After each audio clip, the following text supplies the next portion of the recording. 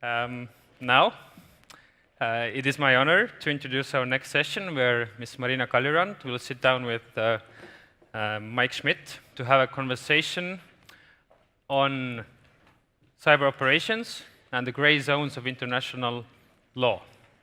Ms.Marina Kaljurand is the former Minister of Foreign Affairs of Estonia, the chair of the newly established Global Commission on the Stability of Cyberspace. She has been appointed as ambassador of Estonia to several countries, including the US and Russia. And she has also been twice as the national expert to the UNGG, which deals with the top-level discussions on international cybersecurity. And then we have Professor Dr. Mike Schmitt, who is the director of the Tallinn Manual, and the Tallinn Manual will be the focus of this discussion. He was the managing editor, and he's also a senior fellow at the NATO CCD-COE. Among the many titles he holds, he serves as the professor of international law at Exeter Law School, at the United States Naval War College, and the US Military Academy at West Point. So the floor is yours, and have a fruitful conversation. Well, thank you, Henry. It's a real pleasure to be here, and it's the second time I listened to Katie, and I had a question, but I didn't want to jeopardize the time, so I'll ask it later. But it's always very difficult to take the stage after you. So, Mike, we have to do our best. And I'd like to add one more thing when introducing Mike. I think that one important thing is that this year you were awarded the greatest honor of Estonia given to a foreigner. It's the Order of Terra Mariana. So, Mike, congratulations on your efforts. Thanks.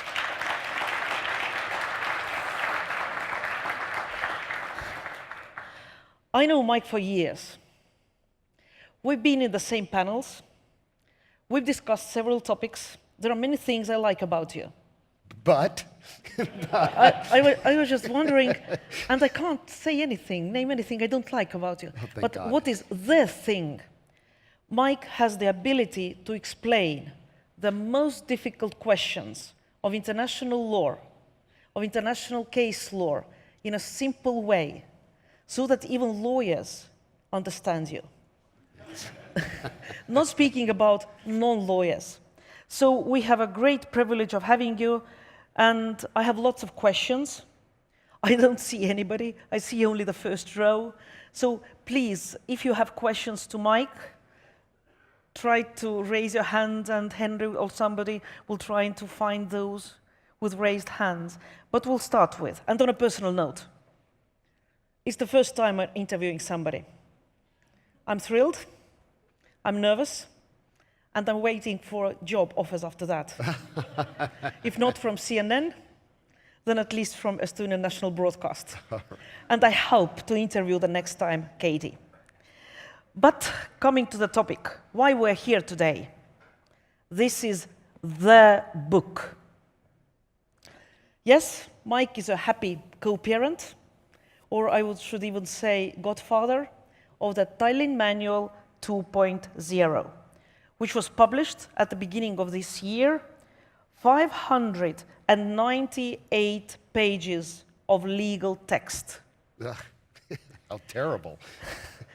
So besides congratulations, I would like to start with the basic. Mike, what, why, for whom?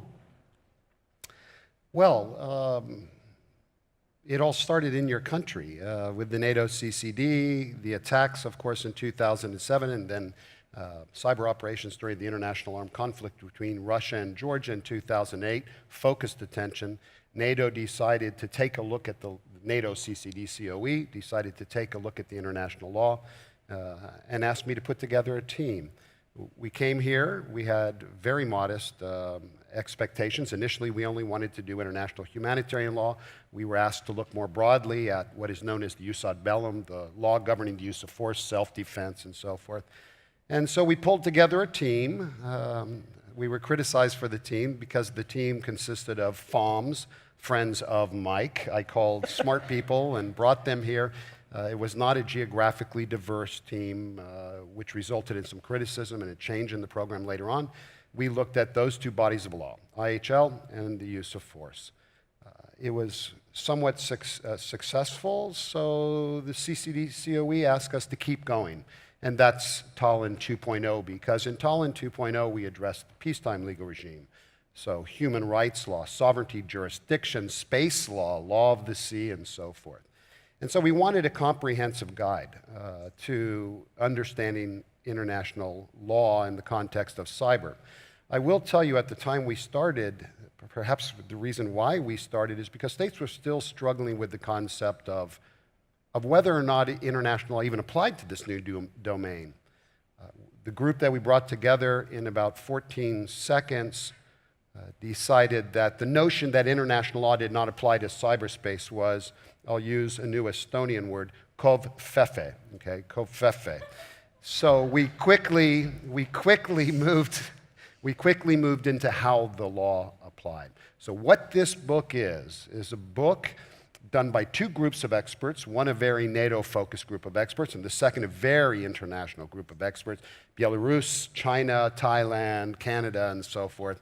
It's their view on how international law applies in cyberspace. Perhaps what's most important in the book is where the experts did not come to agreement.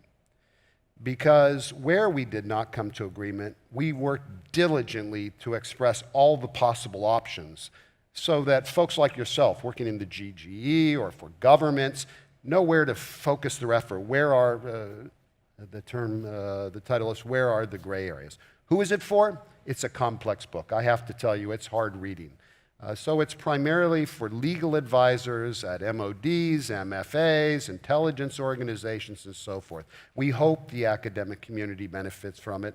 We hope the policy community can wade through the legal text, but it's really for legal advisors who are advising people like you. Well, thanks, Mike, and I absolutely agree with you. Even the experts of international law can't write international law, can't apply international law. It has to be done by states, by governments. Right. So, which means that now we're looking at whom? Legal advisors, at the MFAs, MODs, to look into the book and to start interpreting it, to start applying it. You very rightly said that we have agreed that international law applies to cyber, but the question remains how. You mentioned gray zones, Katie called them laws with bugs, and you wrote a very good article about the gray zones in the international law of cyberspace for the Yale Journal of International Law online. And there you said at the very beginning that Russia is pretty smart in taking advantage of the gray zones in Ukraine, in Crimea, but also with the hacking of the servers of DNC. Right. Could you say a bit more on that? So, yeah, I have to applaud the international lawyers in Russia working for the Russian government, because what they've very cleverly done is figure out where there's international law that is not quite clear. And then they operate within this zone. And they operate within this zone for two reasons. The first is when they operate in this unclear, this gray area of international law, it makes it hard to criticize them, to condemn their activities, to get consensus in the international community that what they've done is wrong. It's the first benefit. The second benefit is it complicates the response option, because the responses that target states can take depend on the legal character of the action taken against them. So, for example, if there's been a breach of sovereignty, this opens the door to what are called countermeasures, which in lay terms would be a hack back. So let's take the DNC hack. The DNC hack, in my view, was a violation of US sovereignty because it interfered with what a lawyer would call an inherently governmental function, picking your own leadership. I also believe it was a violation of the prohibition on intervention because it manipulated an election process. But I'll tell you, there's disagreement from people I respect deeply on both of these points, that the Russian actions may not quite have qualified as these two violations. And what that meant was that if they weren't clearly violations of international law, then countermeasures were not available to the United States, because countermeasures, it's a legal term referring to an act that would be unlawful, but for the fact you're trying to get the other side to knock it off. The United States, because of the lack of clarity, was limited to, expelling diplomats and imposing sanctions, which you can do for any reason or no reason at all in international law. And so they cleverly operate within this gray zone, both to avoid condemnation and also to limit the responses that the other side. I pick on the Russians because they did this in the Ukraine, in the non-kinetic, in the kinetic environment. Remember the little green men. As we struggled to determine whether the little green men were really Russian soldiers, that complicated our assessment of whether or not Russia was at war as a matter of law with the Ukraine, and whether Russia had violated Article 2.4 of the UN Charter, which prohibits the use of force. The Russians and other states are engaging in my view, what is asymmetrical lawfare. And the reason is because they like the gray zone because it allows them to do things that are questionable. Our countries, Estonia, the United States, much of the West, we don't like operating in the gray zone because we're committed to the rule of law. So they exploit it, and then we hesitate to react. And we hesitate to react in part because if we do react in the gray area, what they're going to do is then say, aha, you violated international law yourself. So it's a very fascinating dynamic that we're observing. Mike, continuing on what you said, another question, I think, which is very topical, which has been discussed in the framework of the traditional international law and application of international law is the responsibility of a state. Responsibility of a state for the acts of a non-state actor. Lots of questions in international law. How to connect non-state actors to the state. How to attribute the acts, wrongful acts, to the state. In cyber, it's even more complicated. Very simply, where do you see the threshold is, or how would you evaluate when state could be responsible and should be responsible for the acts of non-state actors? Wow, what a great question, because this is a really gray zone, and we will see states operate within this zone actively. The legal standard for attribution is that you can attribute an action to another state if it is reasonable to conclude the other state was connected. So the standard of certainty is reasonableness, not correctness. States always must act reasonably. They need not always be correct. But that's the standard of proof, if you will. The legal standard for attribution, developed by a group called the International Law Commission in a project that lasted half a century, is that the state must instruct, go do this, or director control, a term that lawyers now call effective control, which means if you're a non-state actor and I'm a state, it means I can tell you what to do or what not to do. I'm your boss. So I either tell you to go do this, and maybe I give you a contract to do it, or I exercise such authority over you that when I pick up the phone and call you, you're going to go do what I tell you to do. Now, this begs the question of exactly what does that control mean? If I'm providing funding to you, and if I'm providing material support to you, and you could not operate your operations without that funding or material support, well, is that effective control? Well, I don't know the answer to that question.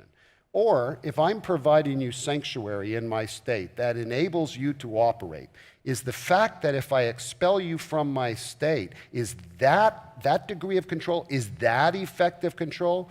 Well, when the Americans took on the Taliban in Afghanistan, we took that position, but many states disagreed that sanctuary is sufficient to attribute.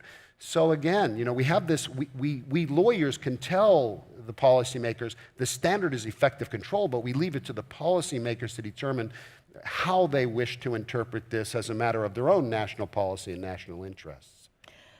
I think for the first time, at least my country, had to look very seriously into the question of attribution in 2007. I was then Estonian ambassador to Russia, which means that my obligation was to try to cooperate with the other side to find those bad guys who were behind their attacks. The attribution was difficult. I can't say that we looked very much into international law then. At least we didn't start interpreting immediately the provisions of responsible state behavior or any of those provisions. It was more common sense that guided us.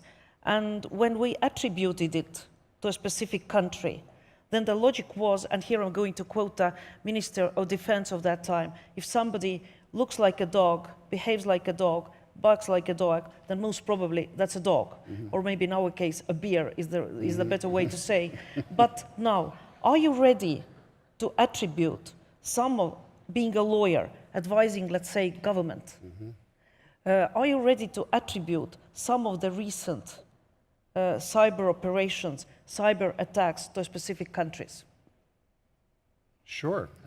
Russia, China, absolutely. Again, the conclusion must be reasonable. Of course, every conclusion is fact-specific. So a good lawyer working with a policymaker, a decision maker will say, show me the beef. Where's the beef? So you ask them to come in and provide you all the evidence. But the standard of attribution is, looks like a bear, smells like a bear, walks like, it is. That is in fact, because that means you're acting reasonably as a matter of law. So I think, given what I know, I believe attribution to Russia, for example, with respect to the hacks, clearly the case. North Korea, Sony, clearly the case. And remember, attribution is not just for non-state actors. Attribution is for the organs of the state. Intelligence organs, either de jure or de facto organs of the state. I think it's pretty easy to do that. And by the way, attribution to the United States and with regard to certain operations as well. What would be your advice to governments? Because attribution has always the political layer. The political layer is there. Even if it's technically attributed, then politicians step in. And sometimes it's difficult to blame or point at somebody because it immediately creates action from that, reaction back from that state, from that non-state actor, and so on. So how can we get state practice showing how international law applies, how attribution applies, if states, for political reasons, are not willing to go to the end of the path? Well, if they're not willing to go to the end of the path, they have to live with the consequences of their unwillingness to do so. Until you go to the end of the path, until you engage in state practice, until you, what lawyers would call, make expressions of opinio juris. It means your legal opinion as to the character of the act. Until you do that, you'll have to live with the uncertainty. And that's very, very problematic. I understand that many people say ambiguity as to the legal norms. That ambiguity is useful to a state because it gives states room to maneuver. But what we must begin to grasp is the fact that it gives your opponents room to maneuver as well, because in international law there is a principle called sovereign equality. There is some degree of difference between your country and mine, but not as a matter of law. But not as a matter of law. You have the same rights and obligations that the United States does. So if states are going to continue to openly attribute based on a reasonable conclusion, not an absolute conclusion, then they're going to have to live with the consequences of uncertainty in international law. And in my view, that's problematic. And I believe that states need to do more than say they did it. What states need to say, what's more important, is that when they say they did it, they say, and in doing so, they violated the prohibition on intervention. In doing so, they violated our sovereignty, and this is why, because we believe sovereignty, and that's the missing element. The missing element is, what is it they have done? I would have been delighted had the United States come out and said, the Russians did it, and that was a violation of our sovereignty because it interfered with an inherently governmental function in every country of the world, running elections. But, we didn't do it, so we lost the opportunity to start to build the normative structures. Law professors don't make international law. States make international law, so they got to start doing it. They got to start making it. As Henry said, I'm representing Estonia in the UN group of experts on cybersecurity, and I can say that what you're saying, theoretically, I understand everything. In practical terms, very, very difficult. Absolutely. Because the same ideological battle we have in real life is also in cyber. The questions we can't agree on in international law in real life, we can't agree online. So it's difficult. But I absolutely agree with you that we need norms, we need rules, we need to understand what is expected from a state to if we want a state to be responsible. So I think I believe trying to hammer out agreed upon norms, consensus norms of international law or simply of conduct, best practice and so forth, in multinational fora is the best way to do it, and it's also the hardest way to do it. Because everyone comes to the table from a different perspective. What you see in life depends on where you stand. But that doesn't relieve individual states of seizing the opportunity to themselves, because international law can be clarified not only in multinational fora, but by building a crescendo of states to say, no, we believe there is a principle of sovereignty, and this is what it is. And I have to tell you, for countries that come from, or from folks that come from small countries like yours, you have the greatest advantage here. Because here, despite the size of an Estonia, or we were recently doing capacity building in Chile, and I was speaking to government officials there, small countries, and I see my congressman from Rhode Island is here. I come from Rhode Island, which is a small state. But in the United States, we wield great power because we're able to operate with greater flexibility than the big states, where you often have these competing concerns. So what I imagine is that we will continue to go slow in multinational fora. Individual states, they will be states like Estonia, states like the Netherlands, will take the lead and begin to articulate what they believe the law to be. And in any negotiation, always come with the straw man, make them talk about your proposal. And then these small states, in particular yours in the Netherlands, Netherlands is engaged in a process called the Hague process to do this. These states will be the ones that build the normative architecture for the future. I think it's very fair that you're mentioning Netherlands, because I also should have said that Netherlands was the country that was also helping to finance the project, and Netherlands has always been very active on international law. But again, for small states, international law has very much other meaning than maybe for some big states. For small states, international law is a guardian. Right. It's the safeguard. Big states can choose, can pick some norms, can change others. That's the real life. That's why the small states have to take the lead. And to be more vocal. Are there any questions from the audience? If not, I'll continue. But please think about questions. You have Professor Mike Schmitt, who explains everything so easily, even for there's already a question. Please go ahead. Yes, right. Hi, good morning, Professor Robert Dewar from the Centre for Security Studies, ETH Zurich. I have slightly more of I suppose, an academic conceptual question. There is a debate about whether, leading on from your point about certain larger states have the capacity to pick and choose which norms they choose to apply, that leads to a certain academic question on the applicability and even the validity of international law. From a realist perspective, there is no higher authority than a sovereign state, so how can international law actually be valid and be applied? That being said, is there a case for arguing that in cyberspace, or the cyber domain, is really the one domain where international law can truly apply, given the architecture of the internet, the manner in which data flows through cables, etc. It is a truly international, non-regional domain, therefore international law can most effectively apply there.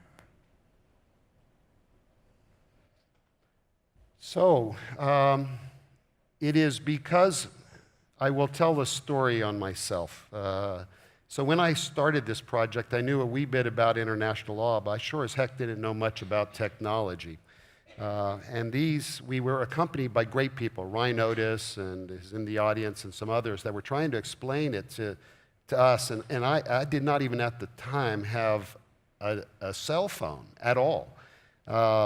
So they kept talking about a cloud, the cloud this, the cloud that, blah, blah, blah, the cloud. And I swear to God on a stack of Bibles that I kind of thought the cloud, Marina's heard this before, I swear, I kind of thought the cloud was like up there.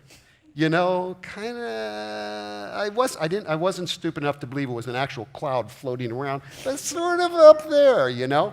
And as a result of that, I was, to some degree, sensitive to the viewpoint that, you know, international law isn't going to apply in the same way. This is going to be a real uphill battle.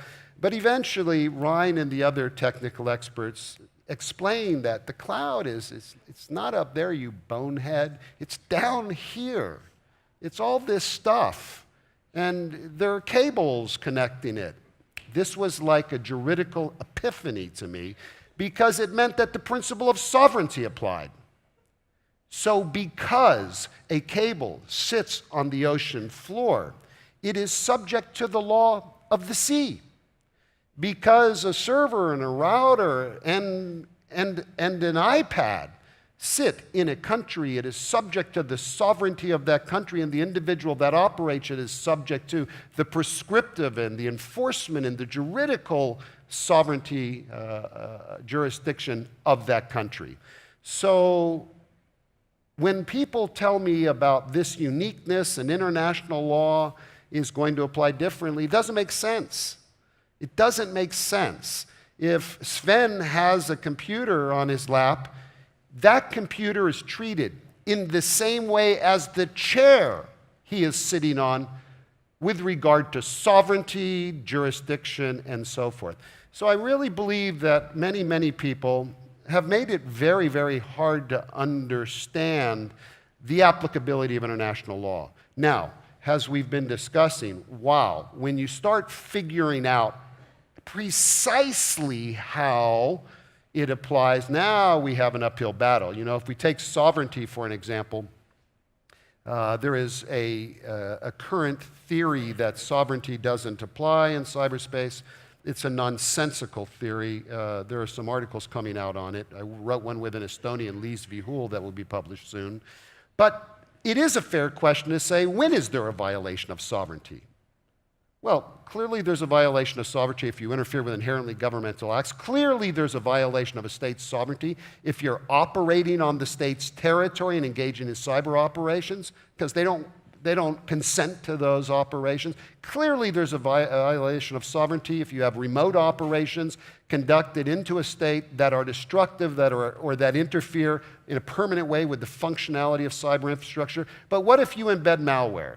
What about back doors? What about a DDoS operation that is fairly extended in time? Are these violations of sovereignty? I don't know the answer to that question.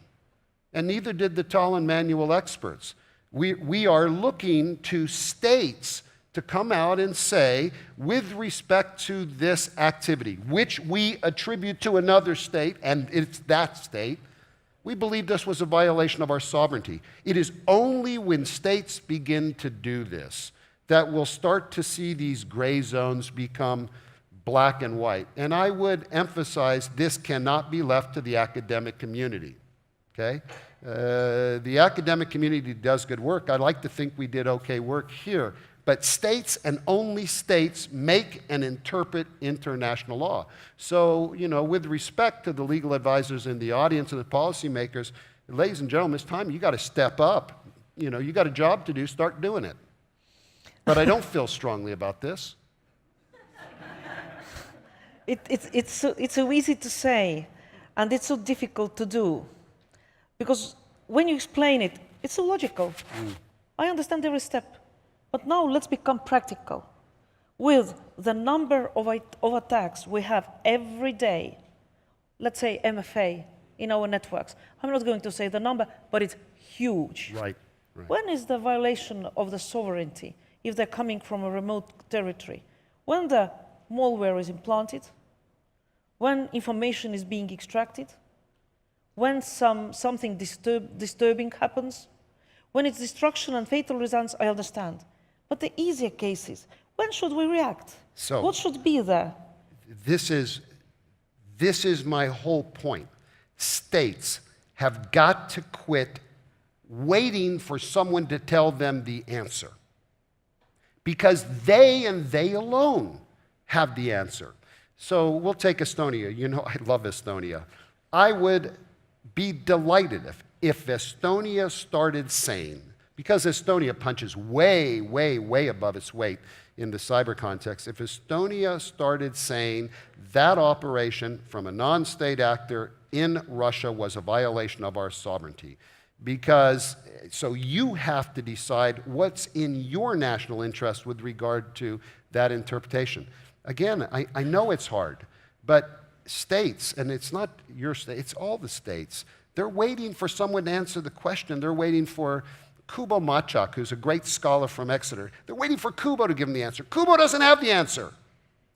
Your legal advisor does. You have to sit around the table with the legal advisors and the policy makers and the decision makers and say, let's make this call. Only then will law move ahead. Now, what I will have to say is, although I express it in simple terms, this is really complicated stuff. You don't go to a legal advisor who's a general practitioner. You go to a legal advisor who's a brain surgeon. This is very, very complicated law.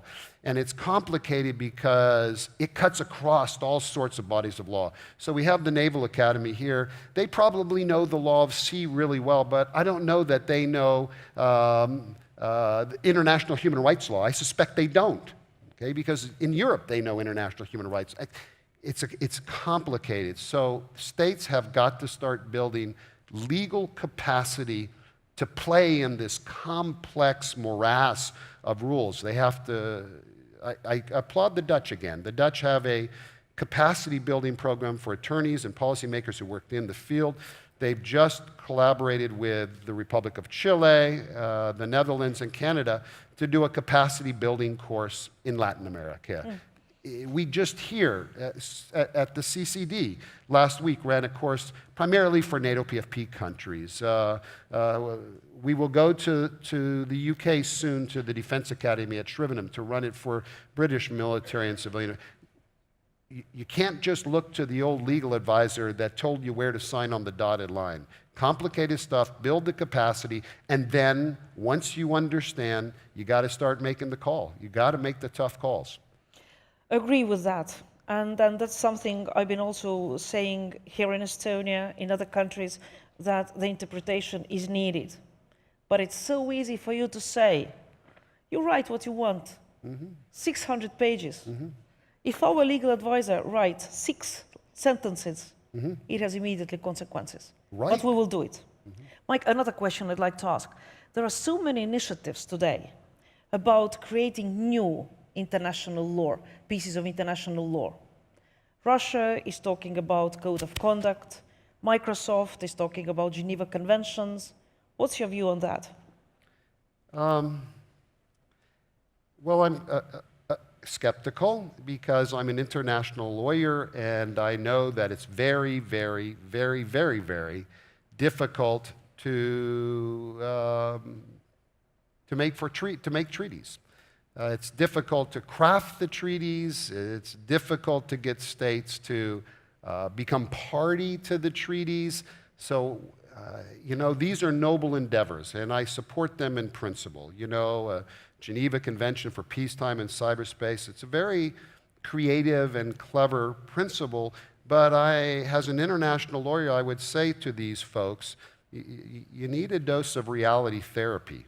It ain't that easy. You don't put up a website and have a kumbaya conference where everyone agrees that this is needed. It's hard, hard, hard work. So I support them in principle, but I really do believe it's for individual states or regional groupings of states that have shared values and interests to begin to move the ball forward. But I applaud the effort. I applaud the effort because it's like the GGE. You were the instrumental person in the GGE.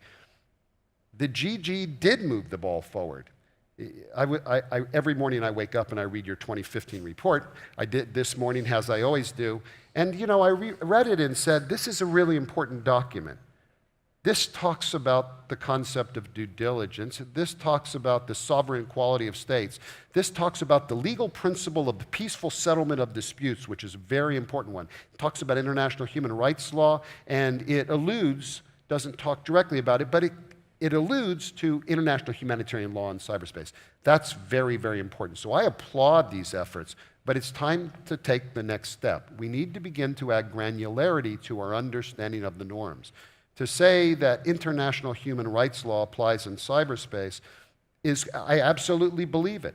But we need to understand, but what does it mean with respect to the international human right, I believe there is one in customary law, of expression or of privacy? And you know, only states are going to answer that, in my view. It was so encouraging to hear that you read every morning the report of 2015. I was so delighted when you issued the 2015 report, so I could quit reading the 2013 report every morning. Because for those who haven't read it, it's really confusing. Even us who wrote it don't understand completely what we said. But stay tuned. In a month, I very much hope we will have a new report, which means that you have something new to read. But fingers crossed, there are still a couple of weeks to go. And on this positive note, there is one last question, please.